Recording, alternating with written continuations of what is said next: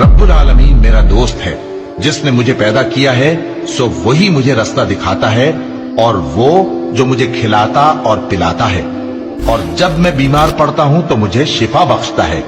और वो जो मुझे मौत देगा और फिर जिंदा करेगा, और वो जिससे मैं उम्मीद रखता हूं कि क़यामत के दिन मेरा कसूर बख्शेगा।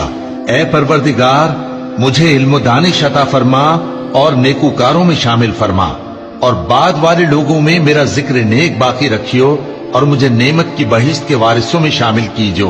और मेरे बाप को बख्श दे कि वो गुमराहों में से है, और जिस दिन लोग उठा खड़े किए जाएंगे मुझे रुसवा न कीजो,